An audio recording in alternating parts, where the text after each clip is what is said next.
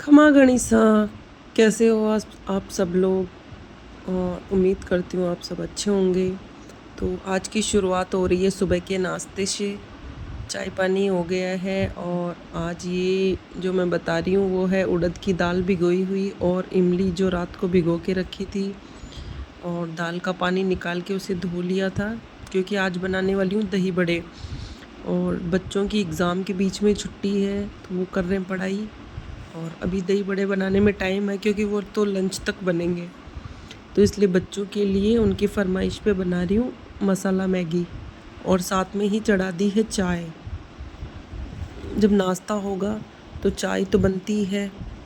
तो झाड़ू लगाते हुए और बीच में मैं रुक के नाश्ता बनाने लग गई थी। और हस्बैंड के लिए नाश्ता चाय नाश्ता नीचे भिजवा दिया था और बच्चों को नाश्ता डाल दिया था। मैं सिर्फ चाय पी रही हूँ और बच्चों को डांट लगा रही हूँ कि पढ़ाई करो, क्योंकि वो कुछ भी खाने को लेकर बैठते हैं ना तो फिर टीवी चालू कर लेते हैं और फिर 10 मिनट के काम को आधे घंटे में पूरा करते हैं। तो उसे बोल रही हूँ फटाफट नाश्ता करो, वापस पढ़ने बैठ जाओ। और जैसे कि गणगौर पूजने के बाद में ही कुछ खाया जाता है तो मैंने अपने लिए सिर्फ चाय निकाली थी और उसके बाद में अपनी झाड़ू कंप्लीट की। और यहाँ पे मशीन में कपड़े धुल रहे थे और मुझे नहाकर पहले गणगौर की पूजा करके आनी थी, उसके बाद में ही कुछ नाश्ता वगैरह ले सकते हैं। तो मैं सीधे चली गई थी नहाने। नहाने के बाद में मैंने पहले घर पे पूजा की।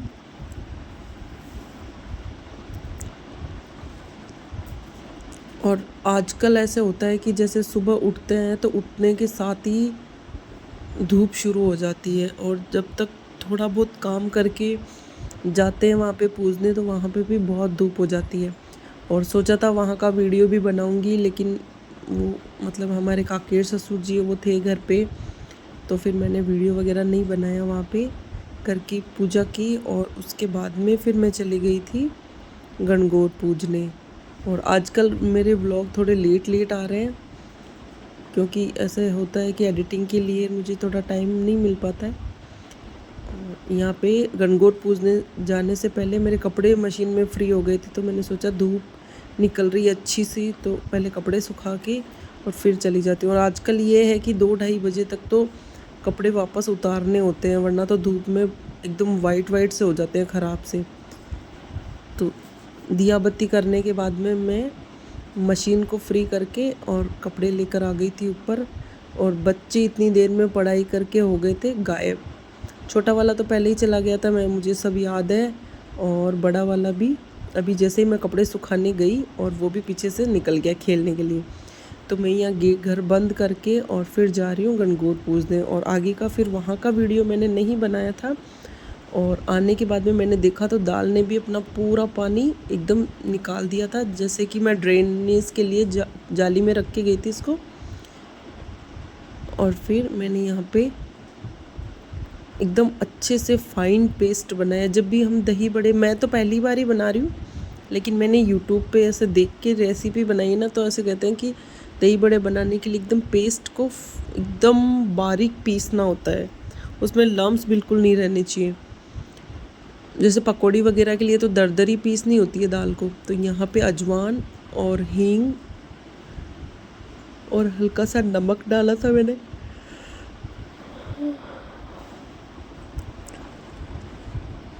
और उसके बाद में इसको सबसे अच्छी बात होती है इसको फेंटना। जितना इसको फेंटेंगे ना अपन उतने ही रुई जैसे सॉफ्ट बनेंगे बड़े, ऐसे मैंने देखा उसमें। तो पहले तो मैंने छोटी चम्मच से मैंने सोचा इससे हो जाएंगी, लेकिन ये दाल थोड़ी सी हार्ड थी तो मैंने बड़ी वाली चम्मच से इसको नीचे बैठ के और अच्छे से फेंट के साइड में रख दिया। और फिर यहाँ पे बनाने लग गई थी मैं इमली वाली चटनी। गुड़ और शक्कर दोनों डाल के बनाऊँगी। ग्रीन चटनी मेरे घर में हमेशा मिलेगी क्योंकि जब भी वो तीखी वाली मिर्च होती है और धनिया एक्स्ट्रा पड़ा रहता है तो मैं चटनी बना के रख देती हूँ, क्योंकि वो पकौड़ी वगैरह में ऐसे दही में ऐसे भी डाल के अच्छी लगती है खाने में। तो ग्रीन चटनी बनाई हुई थी और इमली की चटनी जैसे आप देख रहे हो मैं यहाँ पे बना रही हूँ। हल्का सा ऑयल डाल के सौंफ और जीरा डाल के गुड़ और शक्कर डालूँगी, थोड़ी सी तेल में हींग का तड़का लगाया है। और इमली की चटनी बहुत टेस्टी बनी थी, खट्टी मीठी। इसमें नमक, मिर्च लाल मिर्च भी डाली थी। और ये देखो, ये मैंने टेस्ट किया था, वो बैटर जो पकोड़े के लिए बना के रखा है, वड़ों के लिए, उसको ऐसे पानी में डाला तो वो ऊपर तिर रहा था, तो इसका मतलब उसमें अच्छे से हवा भर गई है। अब अपने जो दही बड़े हैं वो बहुत सॉफ्ट बनेंगे। यहाँ पे वो छाछ लेके आ गया था केतली में बड़ा वाला बच्चा। अब गर्मियों में दही छाछ के बिना खाना पॉसिबल नहीं होता है, तो जैसे कि दही तो मेरे पीरियड से बहुत सारा आया हुआ था, इसीलिए मैंने दही बड़े बनाने के लिए सोचा था। तो यहाँ पे फिर इसी बीच में मैंने और काफ़ी काम कर लिए थे, पोछा वगैरह लगा लिया था। उसके बाद में फिर मैं वड़े निकालने लग गई थी और बच्चे अपना देख रहे थे टीवी। थोड़ी देर पढ़ते हैं, फिर परेशान हो जाते हैं, थोड़ी देर पढ़ते पढ़ते बोर से हो जाते हैं, तो फिर टीवी देखने लग जाते हैं। फिर वापस थोड़ी सी डांट लगाते हैं तो फिर पढ़ने बैठते हैं। और आके पूछ भी रहे थे कि बन गए क्या, क्योंकि उनको ऐसे होता है कि जल्दी से बन जाती है चीज़ें, लेकिन वो तो बनाने वाले को पता होता है कितना टाइम लगता है। और ये कोई भी चीज़ हो, मैं फर्स्ट, वैसे तो काफ़ी सारी चीज़ें अपन घर पे बनाते रहते हैं, लेकिन ऐसा है कि फ़र्स्ट टाइम भी ट्राई करते हैं तो चीज़ें ज़्यादातर अच्छी ही बन जाती है। और ये देखो, यहाँ पे आके ऑयल कुछ छीड़ रहा था, लग जाएगी मैंने। हल्का सा ऑयल आप देख सकते हो गैस के ऊपर गिर गया है, ये इसकी लापरवाही से। तो ऐसे बोल रहा है मैंने तो हल्का ही हाथ लगाया था।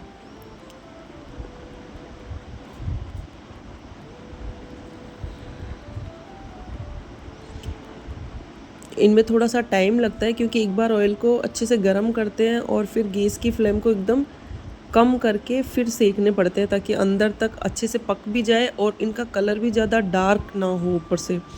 और यहाँ पे साइड में मैंने बना लिया था हींग और काले नमक का पानी, जिसमें ये जो पहले से तल रखे थे वो वड़े डाल दिए थे, क्योंकि एक दो जगह मेरे को भेजने भी थे। जैसे मेरे बुआसा का लड़का आया हुआ है दुबई से, तो उसके लिए और नीचे भी भेजने थे।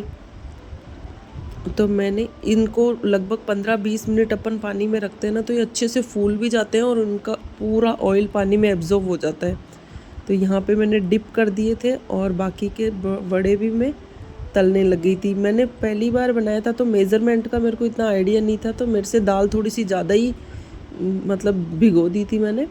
लेकिन फिर देखा तो अपन इनको स्टोर करके भी रख सकते हैं बचे हुए वड़ों को, और आसानी से लगभग 15-20 दिन तक काम में ले सकते हैं। तो सोचा अगर बच जाएंगे तो अब आगे जो मतलब वो आने वाली है शीतलाष्टमी 1-2 दिनों बाद, तो बचेंगे तो उसमें काम आ जाएंगे। तो यहाँ पे मैंने लगा दी थी एक प्लेट, और जैसे कि आप देख रहे हो अभी इसमें बहुत कम वड़े हैं, क्योंकि मैंने 2 प्लेट बाहर भिजवा दिए हैं। और अब मैं लगा रही हूँ, ये भी मैं नीचे भेज रही हूँ, और इसके बाद में जो दूसरी प्लेट लगाऊंगी वो लगाऊंगी बच्चों के लिए। तो छोटा वाला तो देने चला गया था और बड़े वाले के लिए लगा दी थी मैंने प्लेट। दिखने में इतने टेस्टी लग रहे हैं और सच में बहुत सॉफ्ट बने थे एकदम, ऐसे है ना, बिना दांत वाला भी इनको खा सकता है आराम से।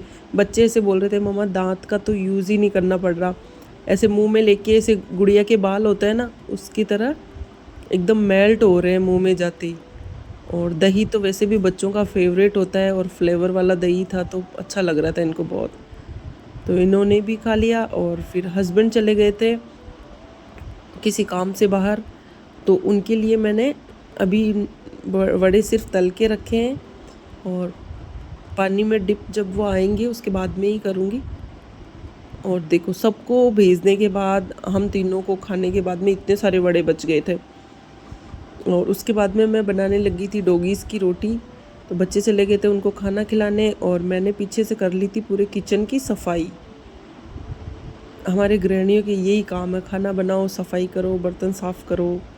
और फिर आप देख सकते हो अभी तक उनके पापा तो आए नहीं हैं, और लगभग 2-2:30 बज गए, और बाहर इतनी धूप है कि मैं बालकनी के पर्दे लगा के आई हूँ, और आंधी सी भी चल रही है, और कपड़े भी सूख गए थे तो बड़ा वाला कपड़े लेके आ गया था।